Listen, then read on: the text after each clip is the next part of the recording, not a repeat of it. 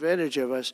And one of the problems that I have, and I've said it openly, I said it to President Zelensky, Europe is in for a tiny fraction of the money that we're in. Now, whether you like that situation or not, Europe is much more affected than the United States. We have a thing called the ocean in between us, right?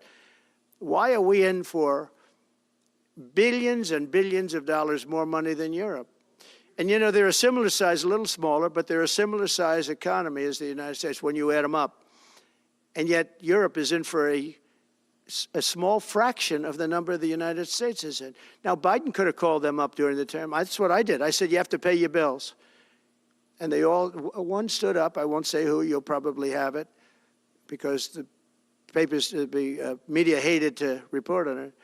But a prime minister stood up from a country, you know, a famous meeting of 28 nations with no press, no anybody in the room. He stood up. He says, does that mean if we don't pay our bill, and at that point it was 2%, it should be 5%. It should be 5%, not 2%. But at that point it was 2%, but many people didn't pay. Some people didn't pay anything.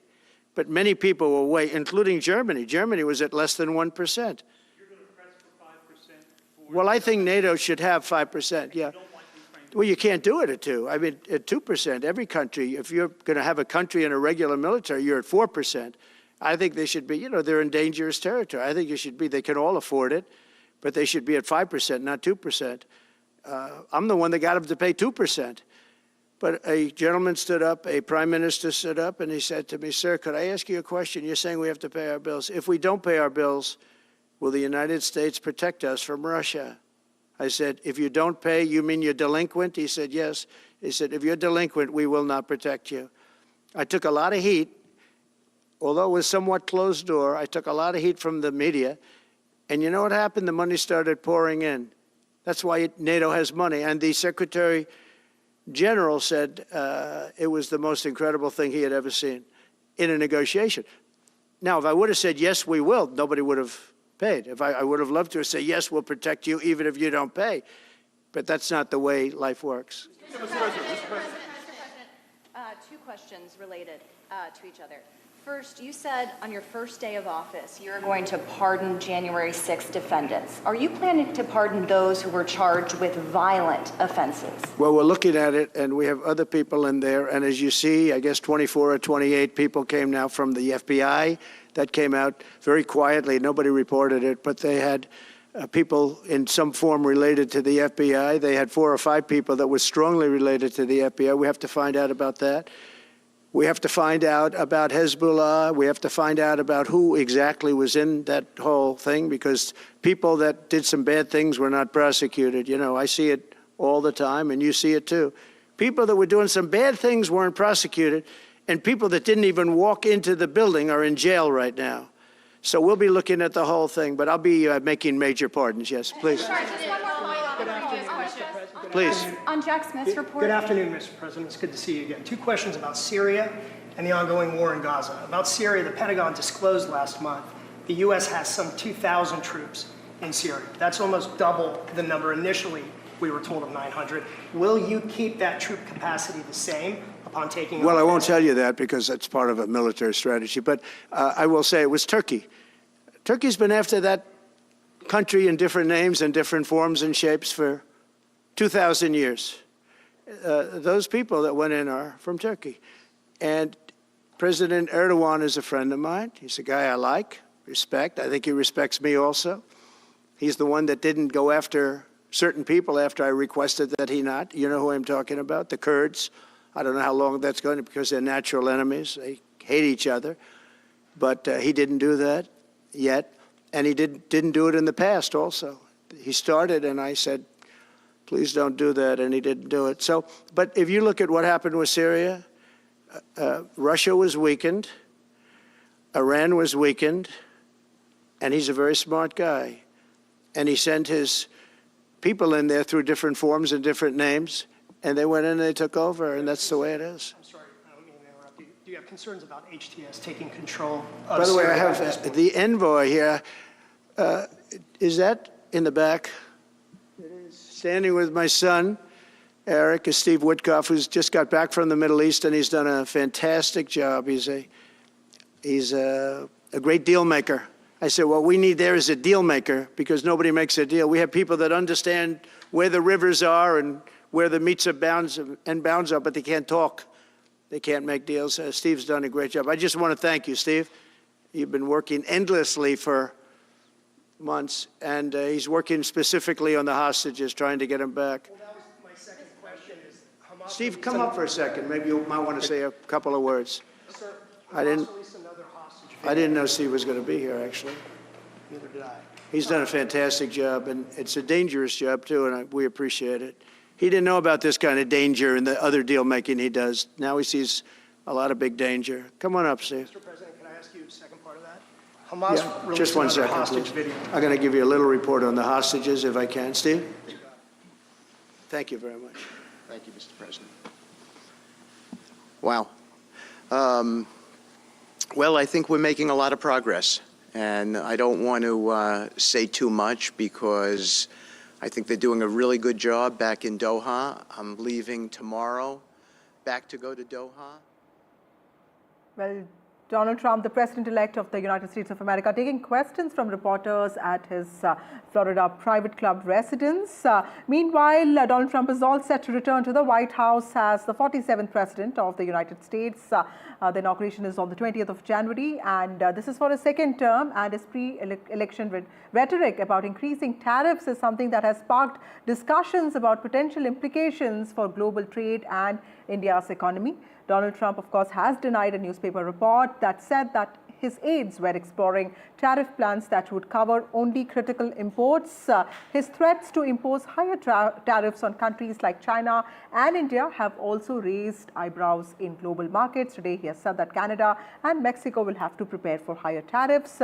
We have seen his controversial labeling of India in the past as the Tariff King. Indian economists, experts, policymakers are also debating the potential implications of these policies on India's economy. How should India, how should China, how should other countries prepare for Trump 2.0? That's the big question.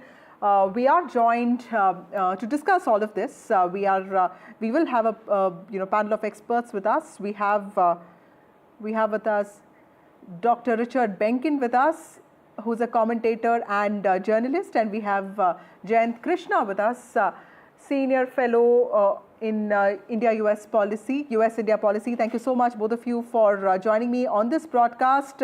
Richard, to you first. We have seen Trump's election rhetoric when it comes to tariffs, but he has also denied the Washington Post report that said that his aides were exploring tariff plans only on critical imports.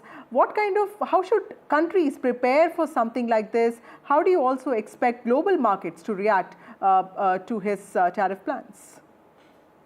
Well, I think the important thing is that people not react simplistically. People should understand, if they want to prepare for this, understand that Donald Trump is a transactional person. He's had a lifetime of negotiation, and I think the tariff issue should be seen as a very important point in those negotiations. A country like India has an awful lot to negotiate with.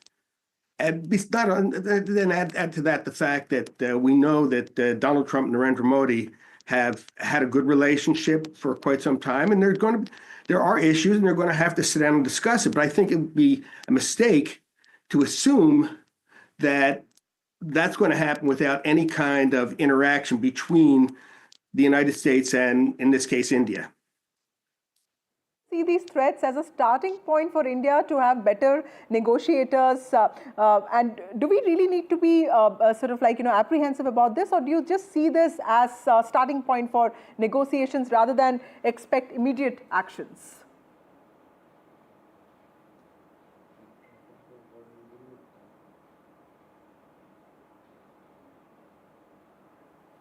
Mr. Jayant Krishna, can you, am I audible, sir? Yeah, is that the question to me? Yes, sir. It's for you. Do you see this? Do you see the threats as a starting point of negotiations that India will have to think about, and also in some ways, measuring up in that to that scale with the kind of ability that the new Americans under Trump 2.0 will come up with respect to trade and tariffs? See, President Trump is known to be a no-nonsense president. He means business, and he's very transactional. So let's also see when it comes to the trade between India and US. What are the starting points? I mean, let's understand for US. US happens to be India's largest trading partner. I mean, no other country, India trades more than what it does with the US. That includes both exports and imports. And for India is US's seventh largest trading partner. So I think we have more dependence on the US, and US has lesser dependence on India.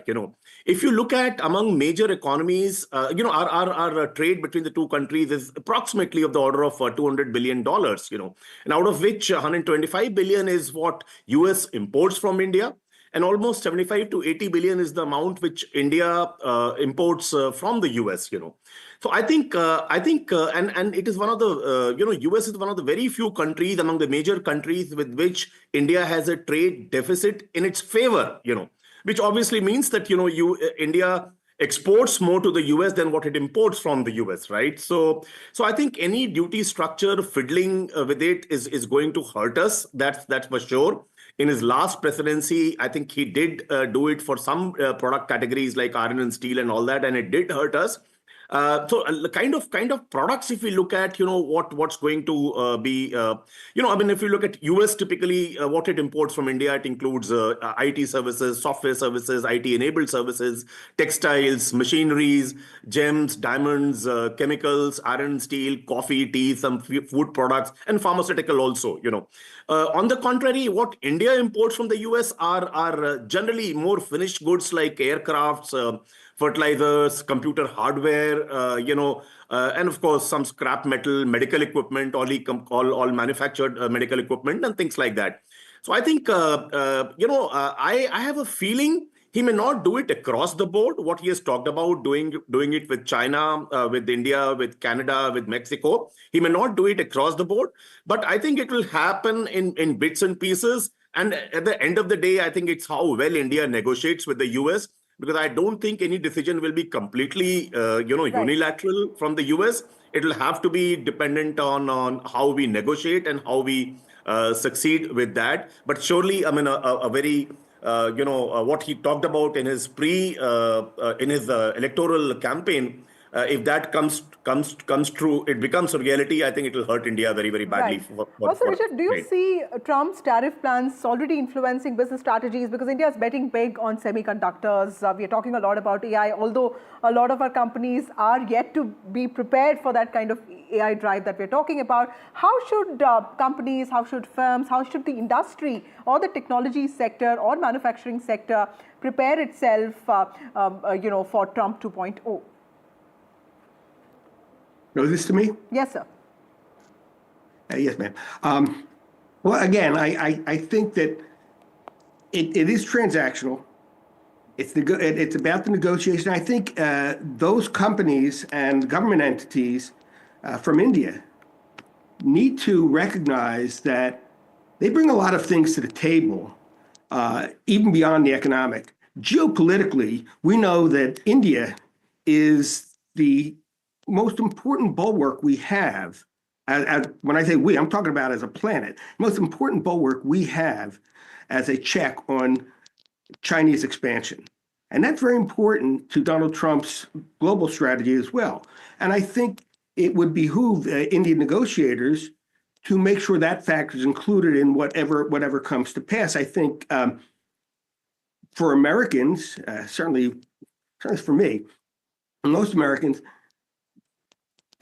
in many cases with these products, and I'm talking more about the consumer type products, it's a question of, well, will it be, do you want to buy from India or do you want to buy from China? And again, I think if we look at both what the American people have been saying and what President Trump has said, his priorities will be, stopping that Chinese economic expansion as well and reducing the economic interdependency between the U.S. and China is also very important. So these are factors that, whether it's Indian companies or Indian government negotiators, really can bring to the table to come up with something more equitable. Now, I do want to mention one thing that I think will be an issue. We know that India has a history of a lot of protectionist rules and regulations with regards to foreign companies and foreign investment. That might have to be thrown on the table too and negotiated as well. In other words, I think the whole tariff issue is part of something much greater. And I think it will be to the peril of both countries, India and the United States, Right. if we ignore that greater context. Okay. Jayant Krishna, you spoke about India and China, and I have to ask you this. India-China relationship appears poised for another big test. We recently started with disengagement, however, tensions still remain. How do you see Trump approaching, China, in a second term? Because this is also a country that's central to the business interests of Elon Musk, who is also poised to have a central role in his administration. And all of this, do you see this sparking unease in sections of India's strategic community? See, I mean, if you look at, India is a very, very useful country, first of all, when it comes to, how US deals with China, not lesser to a lesser extent from the economy perspective, but more from the geopolitical perspective.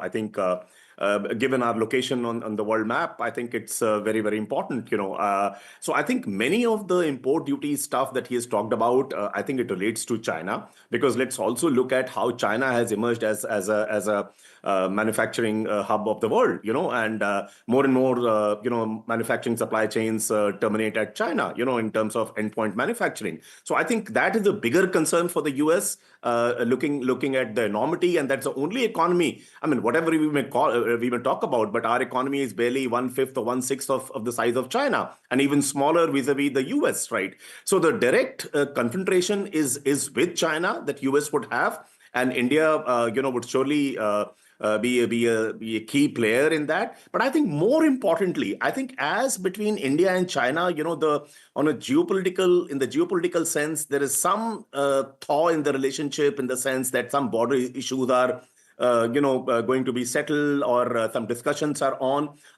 Somehow, that's my personal view, not the view of the organization I may be representing. But I think India and China must develop very, very deep economic ties. That's very important. If you look at COVID, post-COVID, as more and more companies and nations were looking at locating their manufacturing supply chains other than China, I think there India was a front runner. It continues to be the front runner.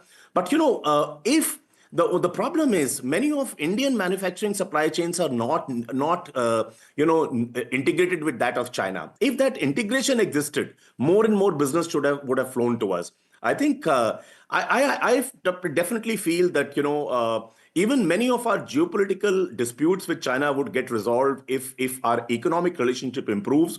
India stands to gain much more by engaging more from an economy perspective with China than China stands to gain. I think that's very important. And even the economic survey, which was presented in the parliament before the budget, did talk about it, that there's a need for a greater integration of Indian manufacturing supply chains with those of China. And if that happens, we will stand to gain. And then we would also perhaps get nearer to nurture our dream of becoming as one of the manufacturing workshops of the world, and rather than just everything going the Chinese way, That's a very important point. India also has to take advantage of the supply chain opportunities that it is often presented with.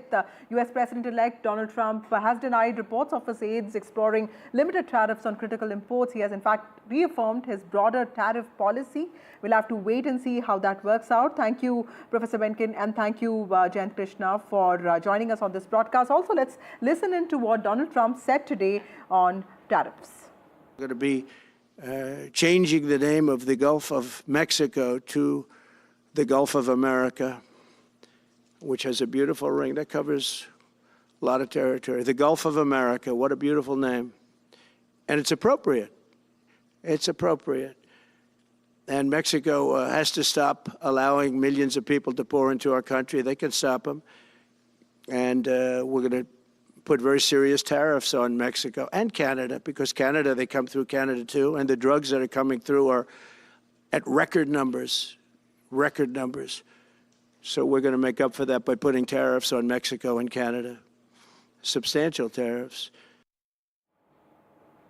Well, hours after the Prime Minister of Canada, Justin Trudeau, resigned in a surprise move, US President-elect Donald Trump renewed his offer of making Canada the 51st state of the United States of America.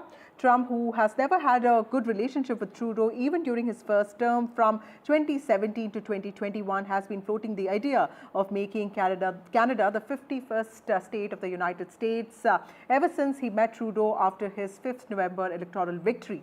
Taking to Truth Social, Trump said, and I quote, "Many people in Canada love being the 51st state. The United States can no longer suffer the massive trade deficits and subsidies that Canada needs to stay afloat."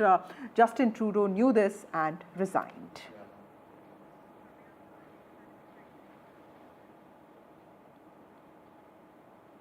Well, the US will remove regulations that have prevented cooperation between key Indian nuclear entities and American companies, US National Security Advisor Jake Sullivan said on Monday, marking a major step forward in implementing the landmark 2005 Civil Nuclear Agreement.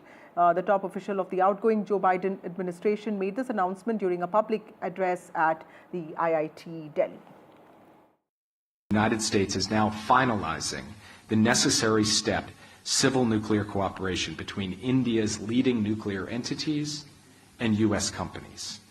The formal paperwork will be done soon, but this will be an opportunity to turn the page on some of the frictions of the past and create opportunities for entities that have been on restricted lists in the United States to come off those lists.